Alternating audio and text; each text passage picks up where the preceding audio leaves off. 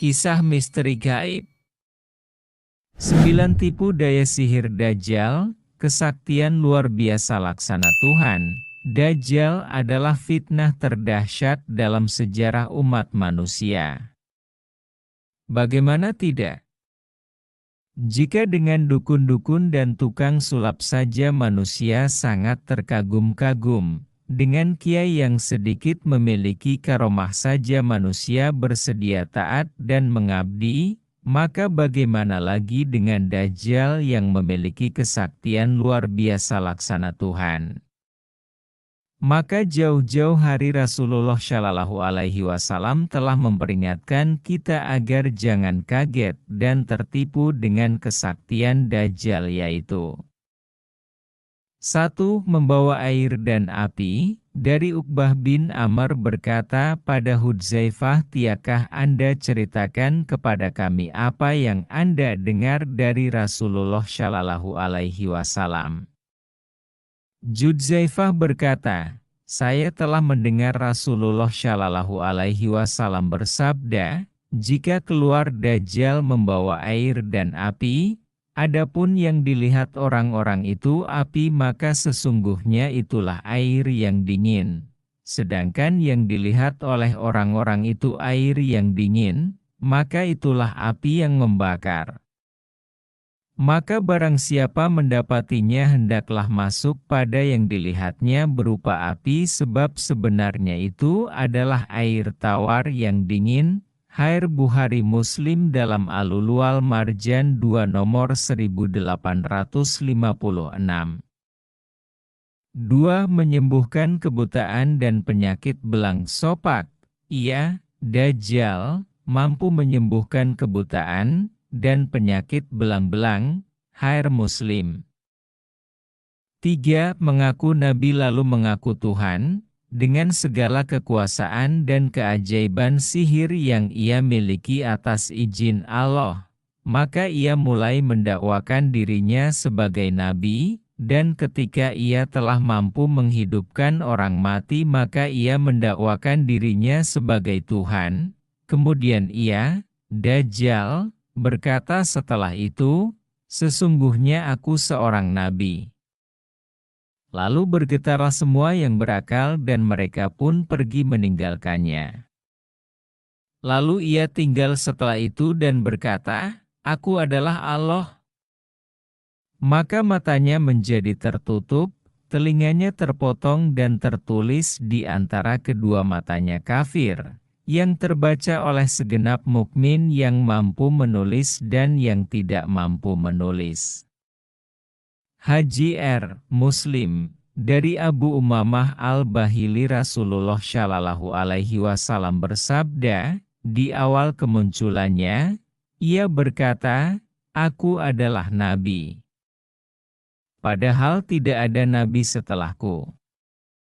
Kemudian ia memuji dirinya sambil berkata, aku adalah Rabb kalian, padahal kalian tidak dapat melihat Rabb kalian sehingga kalian mati. Hair Ibnu Majah 2512-516. 4. Menurunkan hujan. Bersama Dajjal Allah akan mengutus setan-setan yang mengajak berbicara pada manusia. Ia membawa fitnah besar dengan memerintahkan langit untuk menurunkan hujan. Hujan pun turun dalam penglihatan manusia. Ia membunuh dan kemudian menghidupkan kembali dalam penglihatan seseorang, kemudian menghidupkannya kembali dalam penglihatan manusia yang tidak mungkin ditandingi orang lain. Hair Imam Ahmad. 5. Menyuburkan tanah. An-Nawas bin Sam'an berkata, bahwa pada suatu pagi Rasulullah Shallallahu Alaihi Wasallam menceritakan tentang Dajjal. Kami bertanya, ya Rasulullah, bagaimana kecepatan Dajjal berjalan di muka bumi? Nabi menjawab, seperti mendung yang diterpa angin, Maka dia pergi mendatangi suatu kaum dan mengajak mereka untuk mengimaninya, lalu dengan segera kaum itu percaya, lalu ia menyeru langit untuk segera menurunkan hujan, lalu tanaman-tanaman segera tumbuh subur dan mereka menggembakajab ternaknya yang banyak susunya dan gemuk-gemuk. Kemudian ia mendatangi kaum lainnya lalu mengajak mereka untuk mengimaninya, namun kaum itu menolak ajaknya. Lalu ditinggalkannya kaum itu oleh Dajjal. Mendadak daerah itu menjadi kering dan gersang, tidak ada sedikit pun dari kekayaan alam mereka yang tertinggal. Hair Muslim 6. Memiliki bukit roti. Al-Mughirah bin Syubahera berkata, seseorang bertanya kepada Nabi tentang Dajjal, lalu Nabi Shallallahu Alaihi Wasallam bersabda kepadaku, apa kepentinganmu? Aku menjawab, orang-orang berkata bahwa Dajjal mempunyai bukit roti dan sungai air. Lalu Nabi menjawab, itu sangat remeh bagi Allah. Hair Bukhari Muslim 7. Menghidupkan manusia yang dibunuhnya. Dari Abu Sa'id Al-Khudri berkata bahwa Rasulullah bersabda, pada waktu keluarnya Dajjal ada seorang dari kaum mukmin yang, dengan beraninya, pergi menemui Dajjal, lalu ia disambut oleh pengawal Dajjal dan ditanyakan, hendak kemana engkau? Ia menjawab, saya ingin menemui orang yang baru saja keluar, Dajjal. Lalu mereka bertanya, apakah kamu belum percaya kepada Tuhan kami? Orang mukmin itu menjawab, Tuhan kami tidak samar. Maka berkatalah pengawal Dajjal, bunuhlah dia, tapi sebagian pengawal mereka mengatakan, jangan, Tuhan kami melarang membunuh seseorang melainkan dengan perintahnya. Maka dibawalah mukmin tersebut menghadap pada Dajjal. Maka ketika orang mukmin itu melihat Dajjal, ia berkata, hai sekalian manusia, inilah Dajjal yang telah disebut oleh Rasulullah Shallallahu Alaihi Wasallam. Maka segera Dajjal menyuruh merebahkan mukmin tersebut dan diperintahkan dikupas kulitnya dan dipukuli punggung dan perutnya. Lalu Dajjal bertanya, apakah engkau tetap tidak percaya kepada kami? Mukmin itu menjawab, engkaulah Al-Masih pendusta. Maka Dajjal memerintahkan mukmin itu digergaji badannya dari kepalanya hingga ke kakinya menjadi dua bagian, lalu Dajjal berjalan di tengah kedua badannya. Lalu Dajjal memerintahkan, bangunlah. Maka bangunlah orang mukmin itu, seperti sedia kala. Lalu Dajjal kembali bertanya, apakah kamu belum percaya kepadaku? Mukmin itu menjawab, tidak berkurang keyakinanku bahwa engkaulah Dajjal, bahkan bertambah yakin.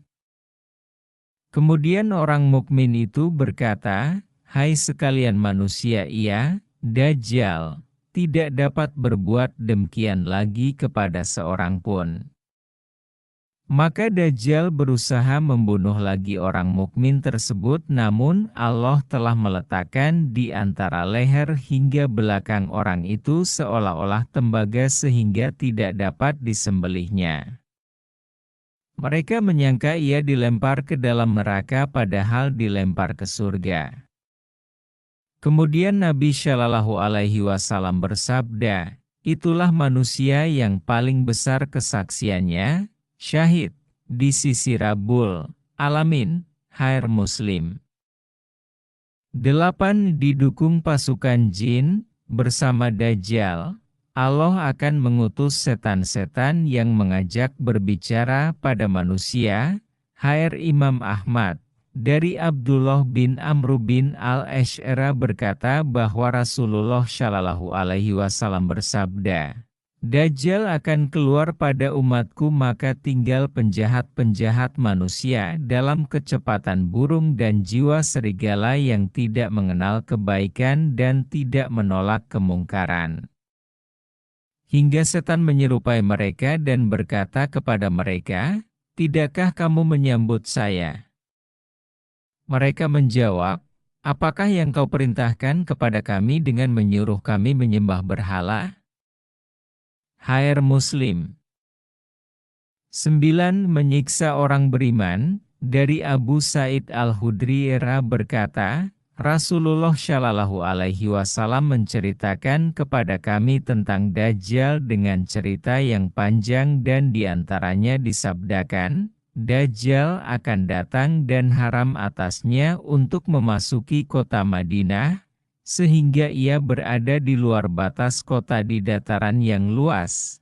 Lalu ada seorang mukmin yang terbaik dari semua orang datang kepada Dajjal dan berkata, "Aku bersaksi bahwa Andalah Dajjal yang telah diceritakan Nabi Shallallahu Alaihi Wasallam." Lalu Dajjal berkata, "Bagaimana jika saya bunuh orang ini lalu saya hidupkan kembali, apakah kalian ragu tentang aku?" Jawab mereka, "Tidak." Lalu dibunuhlah orang itu dan dihidupkan kembali, maka orang mukmin itu berkata, "Demi Allah kini aku makin yakin tentang dirimu bahwa Andalah Dajjal." Maka Dajjal berkata, "Apakah aku bunuh saja lagi?" Namun Allah tidak mengizinkan sehingga Dajjal tidak dapat membunuhnya. HR Bukhari Muslim dalam Al-Lulu Al-Marjan 20. 1858. Dari Abu Sa'id Al-Hudri berkata bahwa Rasulullah bersabda, pada waktu keluarnya Dajjal ada seorang dari kaum mukmin yang, dengan beraninya, pergi menemui Dajjal lalu ia disambut oleh pengawal Dajjal dan ditanyakan, "Hendak kemana engkau?" Ia menjawab, "Saya ingin menemui orang yang baru saja keluar, Dajjal." Lalu mereka bertanya, "Apakah kamu belum percaya kepada Tuhan kami?" Orang mukmin itu menjawab, "Tuhan kami tidak samar." Maka berkatalah pengawal Dajjal, "Bunuhlah dia." Tapi sebagian pengawal mereka mengatakan, "Jangan. Tuhan kami melarang membunuh seseorang melainkan dengan perintahnya." Maka dibawalah mukmin tersebut menghadap pada Dajjal. Maka ketika orang mukmin itu melihat Dajjal, ia berkata, "Hai sekalian manusia, inilah Dajjal yang telah disebut oleh Rasulullah Shallallahu Alaihi Wasallam." Maka segera Dajjal menyuruh merebahkan mukmin tersebut dan diperintahkan dikupas kulitnya dan dipukuli punggung dan perutnya. Lalu Dajjal bertanya, "Apakah engkau tetap tidak percaya kepada kami?" Mukmin itu menjawab, "Engkaulah Al-Masih pendusta." Maka Dajjal memerintahkan mukmin itu digergaji badannya dari kepalanya hingga ke kakinya menjadi dua bagian, lalu Dajjal berjalan di tengah kedua badannya. Lalu Dajjal memerintahkan, "Bangunlah." Maka bangunlah orang mukmin itu, seperti sedia kala. Lalu Dajjal kembali bertanya, "Apakah kamu belum percaya kepadaku?" Mukmin itu menjawab, "Tidak berkurang keyakinanku bahwa engkaulah Dajjal, bahkan bertambah yakin." Kemudian orang mukmin itu berkata, "Hai sekalian manusia, ia, Dajjal, tidak dapat berbuat demikian lagi kepada seorang pun." Maka Dajjal berusaha membunuh lagi orang mukmin tersebut, namun Allah telah meletakkan di antara leher hingga belakang orang itu seolah-olah tembaga sehingga tidak dapat disembelihnya. Mereka menyangka ia dilempar ke dalam neraka padahal dilempar ke surga. Kemudian Nabi Shallallahu Alaihi Wasallam bersabda, "Itulah manusia yang paling besar kesaksiannya, syahid, di sisi Rabbul Alamin." HR Muslim, by Aneh dan Ajaib, blogspot.com.